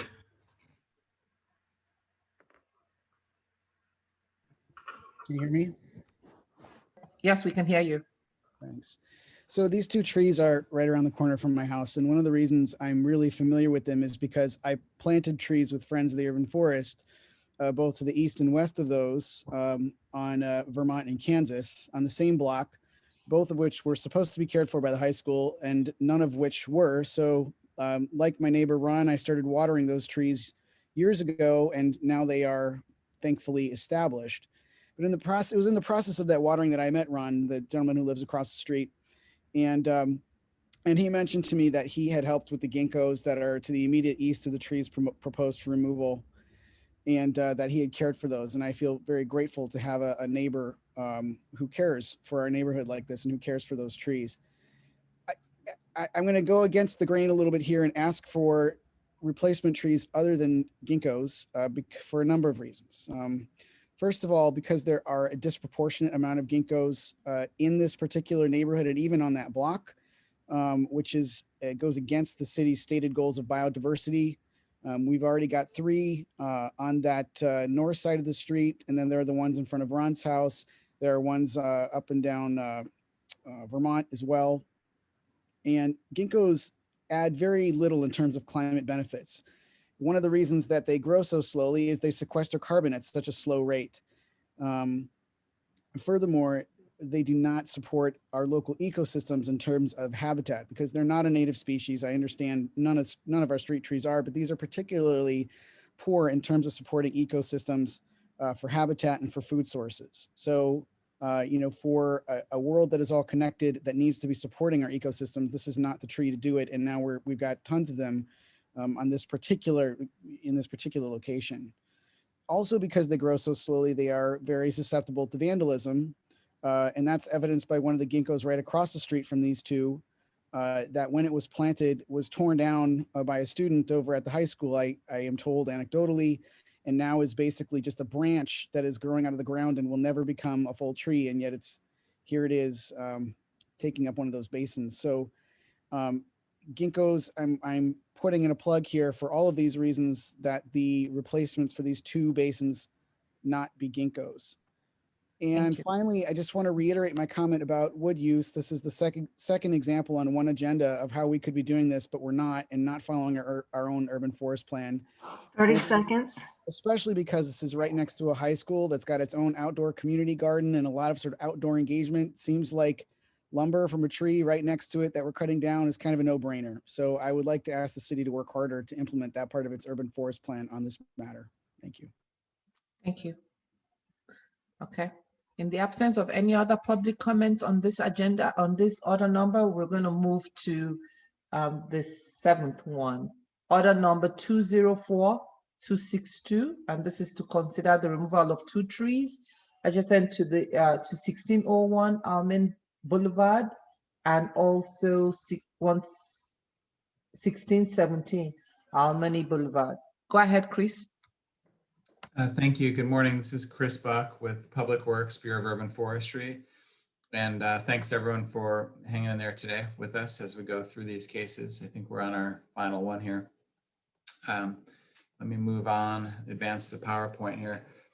So yes, this next and final agenda item is considering removals at 2 locations, 1601 Alamany Boulevard, removal with replacement, and 111 Brunswick Street, which is removal of 1 street tree with replacement. So for the first part, we'll talk about 1601 Alamany Boulevard. The subject tree is a Siberian elm tree, Ulmus species, and our inspector got a service request for this tree in the last year or so, was out, evaluated the tree, felt that the tree did not require removal at that point in time. We got another service request because the limb failed. And once he went back out to evaluate the tree again, saw in that failure that there was decay present. And so, there's a bit of a history to this tree. Here's the section that failed. So when he first went out and evaluated the tree, he took this photo. And since that time, the tree failed. Now that was before we proposed the tree for removal. So when he went back out the second time and saw that this section of the tree had failed, at that point in time, in evaluating the remaining sections of the tree, the other sections of the tree also look that they would be susceptible to failure due to decay present in the old topping cuts. So again, these trees were pollarded and semi-pollarded by the city over the years. Pollarding can be done to Platanus and Ulmus species. It's not something we generally encourage, but we have pollarded trees along California Street is the notable exception. And actually some of these trees along Alamany were also pollarded. We've even done it to trees along our Arguello Boulevard. So there is some precedent for doing that, but what we have here is the long-term challenge to pollarding trees and then letting that go and not staying on top of it. So the regrown stems now are prone to fail. And so again, our first take at this tree was to keep it. You know, we're always thinking, let's keep trees. Obviously, they're critically important. So that was our initial take about a year and a half ago. But due to the failure, when we re-inspected last year, our inspector, has seen now the presence of decay, both in this discolored wood in light brown on the right image and the left image.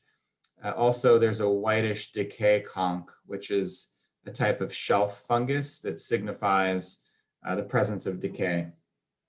Again, some decay is not the end of the world, but extensive amounts of decay weakens all that wood, and that wood has no strength holding capacity. So again, additional images of the subject tree. This is when it's not in leaf. The tree is not dead, it's just deciduous. It'll put leaves back out in the spring. But some of these trees also, some of the stems are not putting out vigorous growth. And again, we have a lot of decay in these old topping cuts.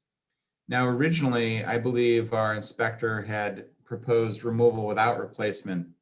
But since that time, we've gone out to look at, can we plant a replacement in the immediate vicinity? And the answer is yes. So we've gone out to check that, mark the proposed replacement location for replacement. And you can see some of these utilities, it says no PG&E or no this and no that. Those utilities are not saying, no, you can't plant here. They're saying no, PG&E or other utilities don't have facilities present. So in that sense, we've confirmed that there's no utility conflict, and we can plant a replacement tree in this location as shown.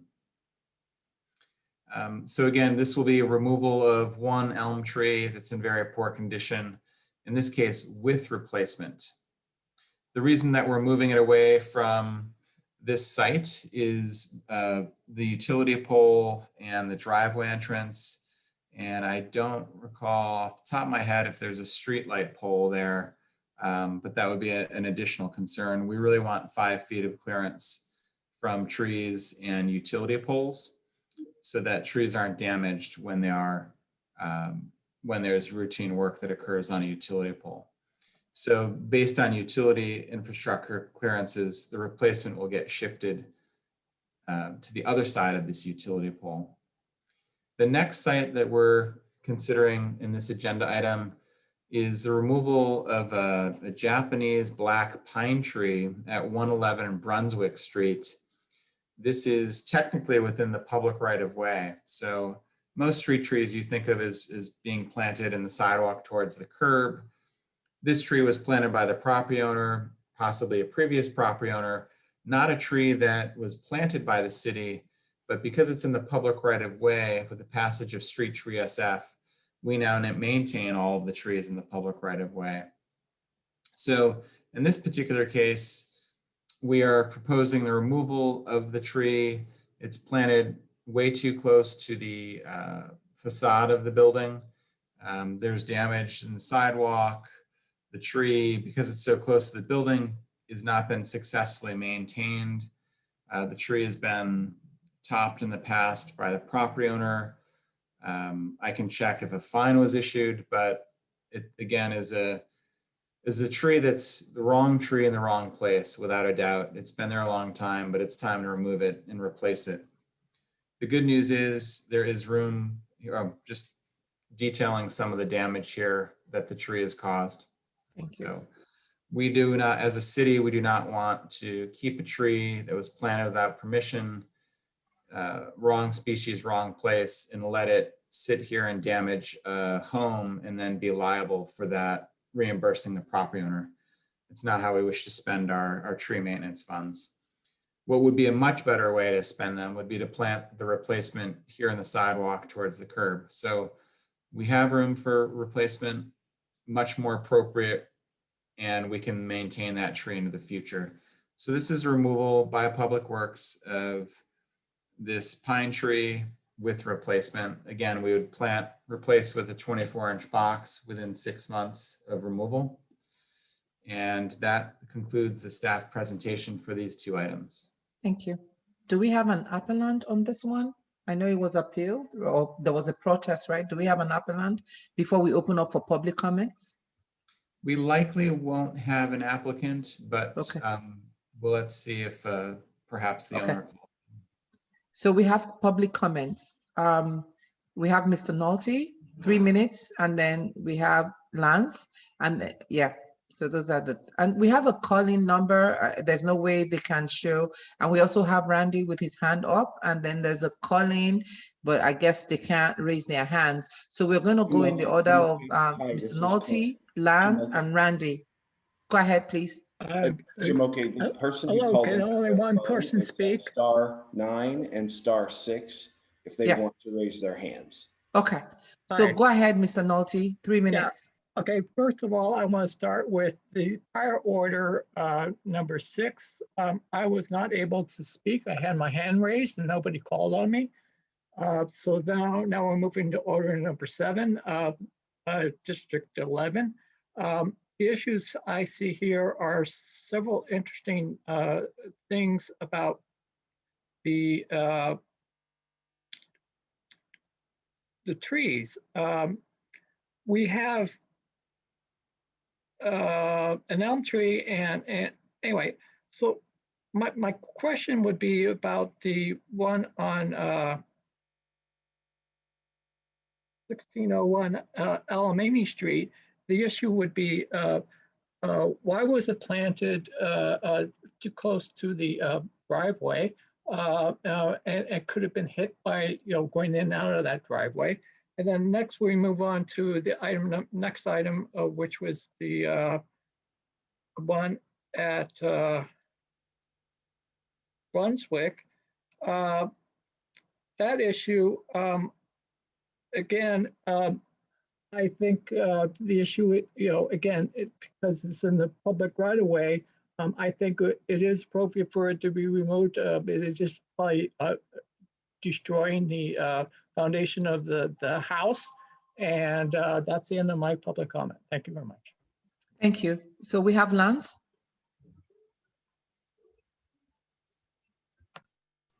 Okay, my name is Lance Carnes. You can hear me okay? Yes, go ahead. Okay. And so this, let's see, 111 Brunswick. So for the previous tree, 1601 Alamany, you identified it as site number 1. 111 Brunswick Street, there it's a pine tree, but there's no site number given. So for your records, it's site number 5, according to your database. Also, I wanted to point out that, there's 7 items that they're being considered today. There was an 8th item. There are 8 Apparently- items. We Huh? have one more. We have one more item. Are you going after to do that this. one, even though it was, okay. So anyway, okay, I'll just do this one for now and do the next one later.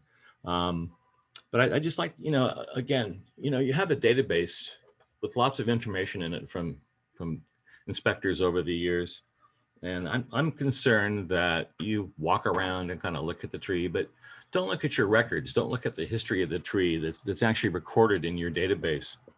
And public trust wise, I really would like to see a lot more attention paid to your records and presenting accurate data to the public.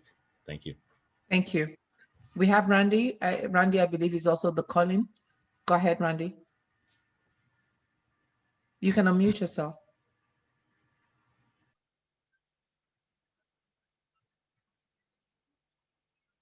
Go ahead.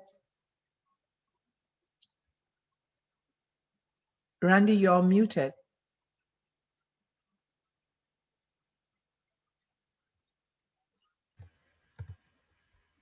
Okay, I think you should be good to go, Randy.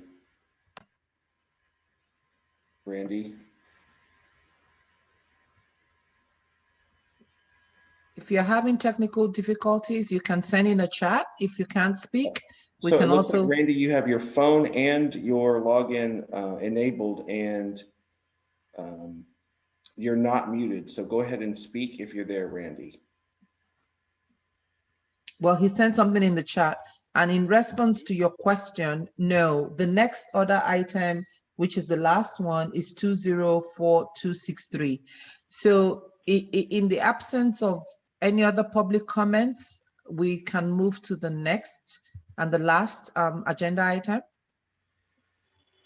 So Randy, we responded to your question. The last one. Hello. Okay, we can hear you now. Okay. Okay. Yeah, I was notified that that was supposed to be on this. That order number was supposed to be on this, and I was given an email by Madeline, who works for you guys, and I also looked online, and that order number was listed as part of this presentation. It's not. It's not on this agenda item, sir. Really? I can. So it's 204256 was the order number. So District 4 for 2 trees. We have 204254, District 2, 204255, District 3, 204257, District 7, 204259, District 8, 204260, District 9, 204261, District 10, and 204262, District 11, and 204263, District 5, which is the last one that we're about to call. So that's what I have on this agenda. She sent me an email last week saying it was, this was here. She sent me the Zoom info, the whole thing. I looked online with you guys, and this was listed also. Did something get changed?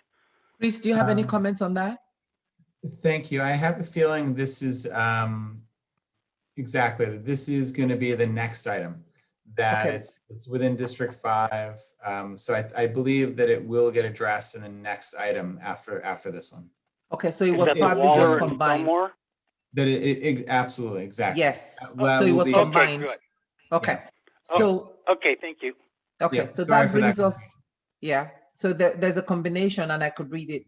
So this is the last order number 204263, 2 locations in Supervisor District 5, and it's to consider removal of trees, 2 trees from the following addresses: 470 Fillmore Street, 1 tree with replacement; 1655 Waller Street, 1 tree with replacement.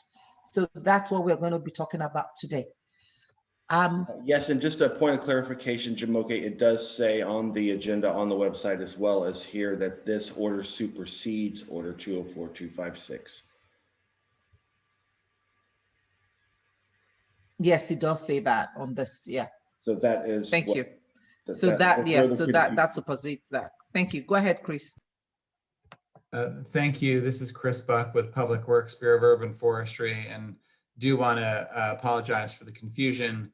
We had the initial notice, which was actually my mistake, stated District 4, and then those hadn't been mailed. They'd been emailed, but they hadn't been mailed out or posted. We realized that it should have said District 5. And so we corrected it, but it sounds like, Randy, I apologize that you didn't get the corrected version.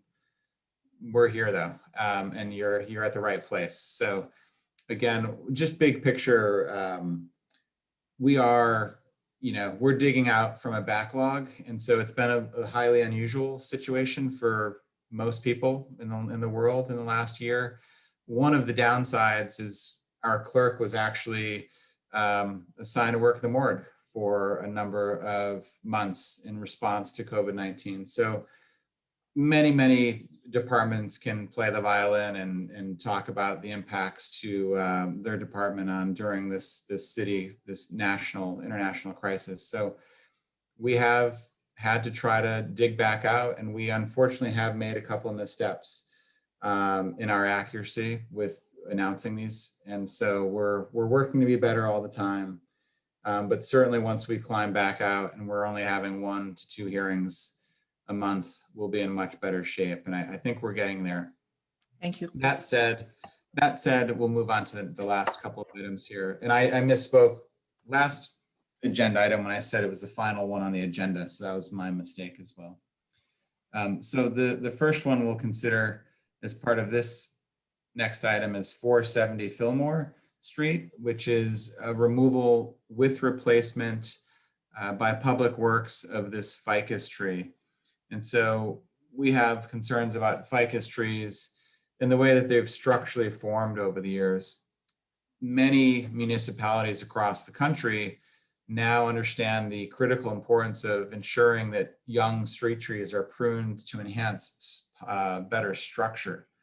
Because what happens when we don't do that, for certain species, it can really create a pattern of failure where trees, whenever there's a reasonable storm event, the trees that we're cleaning up and picking up after fail in relatively predictable ways, in ways in which, as professionals, we have concerns about. And so this ficus tree has structure that's very, very poor. It's codominant stems that are of approximately equal size with unions that are very, very weak. So in this case, it's a V-shaped, not a U-shaped, but a V-shaped union that also has included bark. So with no space to expand, their circumferences are pressed against each other, push out to the sides, and it really inhibits the growth of that stem and is also just structurally weak point within the tree. So that's what we have with this tree. Very poor structure, some old injuries where the two main stems join. We always look up above the main union to look at like, well, what do the secondary unions look like? And so with this tree, even the secondary unions are really poorly, weakly attached and prone to fail. So that's what we have before us. We posted this tree for 30 days and we received a protest. Just pointing out that, as we've stated, we have the funding to make sidewalk repairs. And again, ficus can handle a lot of root pruning without failing as a root failure. We've expanded the basin, and or the property owner has expanded the basin over the years, but we have repeated sidewalk damage. But again, it's primarily the structural concerns that we have with this tree, which is why we proposed it for removal. Thank you. There's also some injuries directly over the road and just showing some additional poorly attached stems. And next, so that 470 Fillmore is removal with replacement with a 24-inch box tree, and tree would be removed within a few months if approved for removal, and then would be replanted within 6 months of removal with a 24-inch box size tree. The next and last item is 1655 Waller Street. This is Acacia baileyana, or Bailey acacia. This is a fast growing tree, but it's a very short-lived species in an urban environment. It grows quickly for 15 to 20 years, and then it really kind of slows down and begins to senesce, where there's reduced vigor, and we start seeing it have either stem failures and or root failures. This tree in particular was damaged many years ago when a stem tore out in the direction of the roadway. And so we have some decay present, but it's really structurally prone to fail here. This sort of wide V-shaped union with the old injury and decreased vigor. We do typically see these acacias split and fall apart again. So this location within the tree is very weak and structurally very poor and prone to fail. So we did initiate the removal and replacement of this tree, and during that period it was protested. So again, we proposed to replace the tree with 24-inch box size tree. Species to be determined. The inspector may have already noted that. And again, we would remove the tree within a few months and then plant within 6 months of removal. But we did get a protest during the posting period, so we scheduled this for a hearing. And one other note is we had also advertised and posted a tree adjacent to 815 Buena Vista Avenue West, and our team listed it as 851 Buena Vista West. So that tree was posted for removal. And there may be someone who's calling about it, but we're not going to consider that item this evening or this morning because it was incorrectly listed as 8:51 and it should have stayed at 8:15. But again, that tree may be posted out there. So there could be members of the public who are here to talk about that. We could take their public comment, but really we're going to have to reschedule that for a future hearing. So I just wanted to clarify that in case anyone's here to talk about 8:15 Buena Vista Avenue West. Thank you. I would rather we don't take the public comments on that since we don't have it on the order number and it's being recorded, and you just notify them when it comes on, because that way you don't have a presentation on that. So do we have an appellant for this one? You got a protest, right? So public comments, or do we, okay, we have Lance again. Go ahead, Mr. Yeah, Lance Carnes here. So let's see, 470 Fillmore was posted with the incorrect Board of Supervisor district number, which is available in your database. I just thought, you know, in general, so we've had 8 items on this agenda. 4 of them have had errors in detail. And if you count the 8:15 versus 8:51 Buena Vista, it's 5 items. Anything from tree address to site number to species to Board of Soup district. And, you know, Mr. Buck says that, you know, a lot of this is because of COVID, which is a handy thing to, you know, put off your errors on.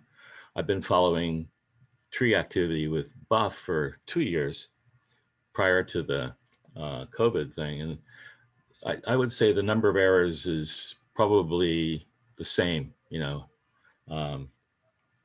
So somehow COVID, I think, is a convenient excuse. I don't think it applies in this case. So public trust, I really think that Buff needs to get on the ball, get things straightened out, use the database, and proofread your stuff. I mean, for gosh sake, I did it in about 10 minutes for all these hearing items and found 4 problems. So someone in your staff could do the same. Thank you. That's the end of my comment. Thank you for your comments. Noted. Do we have any other public comments? Mr. Nolte, 3 minutes. Yes, for the first item at 470 Fillmore Street, since this is a ficus tree, even though the issues that were addressed by Chris, I would prefer to see the ficus tree experimentally pruned instead of removed. I think that would take care of most of the problems, even though what was stated, what sounds nice, but I think experimentally prune, because we are in a global warming climate, and we're also in a drought, and I don't think we should be taking out more trees. And right now, San Francisco is still in a drought at time. And so, you know, hearing about all these trees that are being removed, my next question is, because a number of them are being fallen on urban forestry to replace the trees, I hear a timeline of 6 months out or whatever for them replacement, but does Buff actually have the money to replace any of these trees? Because, you know, the mayor's asked for budget cuts in all the city departments. So my question is, does Buff have, because they're talking about these 2 items being replaced by Buff.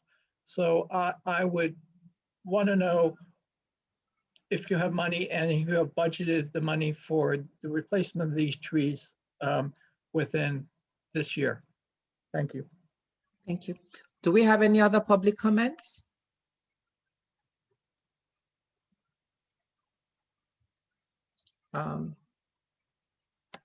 Go ahead, Randy, with your phone comments. You can, go ahead, Randy. You have to unmute your phone. Can you hear me? Yes, we can. Okay, great. Hey, thanks, Chris, and everybody for doing a good job. I understand that, you know, there was a lot of with this COVID thing, but my experience with you guys, The inspector came out. She was really professional. This thing was actually posted to be a hearing last March, but when everything closed down. Anyways, the tree at 470 Fillmore has been problematic for years. The picture of the cracked sidewalk, that thing just got fixed 2 years ago. It gets much worse. The root system on things very, very aggressive. It's when it was last repaired, it cost us thousands of dollars to fix that sidewalk. And it was a liability because people were tripping over the thing. It was a mess. The other thing is that the branches, it's been damaged several times with trucks hitting it from the road. We have pruned this thing many times over the years, and it just grows back and it gets worse. So it's a great tree, but it's just planted in the wrong location for where it's at. So I just wanted to give my 2 cents on that. Thank you very much. I appreciate your comments. Any other public comments? Okay. So in the absence of any other public comments, this hearing is now closed. I would have my recommendations to the Acting Director of Public Works, and the public will be notified of what those recommendations are once his decision is made. So thank you all for spending your morning with us. Thank you, Chris, and thank you for all the comments received. The hearing is now closed. Thank you.